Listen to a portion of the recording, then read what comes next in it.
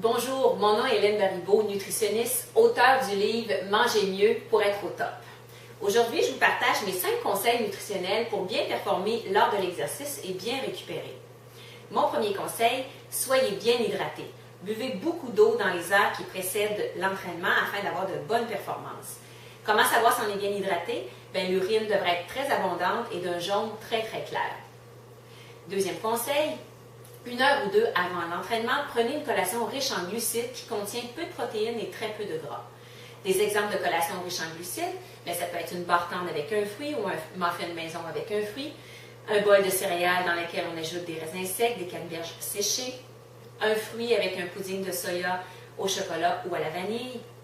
Les idées sont nombreuses. L'important, c'est que nos collations contiennent beaucoup de glucides parce que les glucides sont une source d'énergie rapidement utilisable lorsqu'on fait de l'exercice de haute intensité. Le troisième conseil, hydratez-vous bien pendant l'exercice. Lorsque l'exercice dure moins d'1 heure et quart, de l'eau suffit, une bonne bouteille d'eau et tout est correct.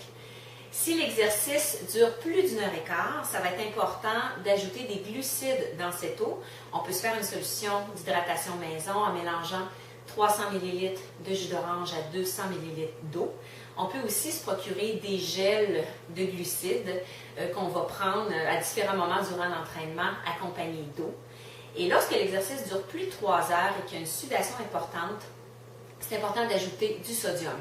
Donc, on pourrait ajouter 1/8 de cuillère à thé de sel dans la solution de réhydratation maison que l'on s'est fait afin de combler les pertes de sodium qu'on va avoir à cause de la sudation.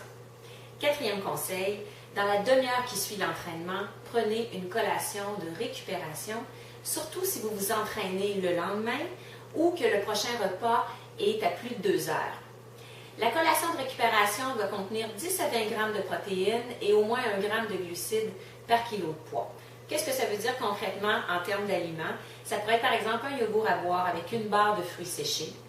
Un autre exemple, 2 compotes de fruits sans sucre avec un yogourt grec.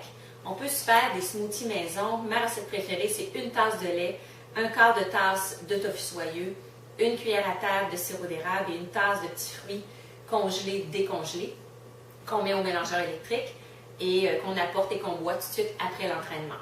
Si vous n'avez rien apporté et que vous voulez vous récupérer après l'entraînement, vous pouvez aller vous acheter un petit lait au chocolat. On pourrait en prendre de 1 à 2, tout dépendant de la durée de notre entraînement.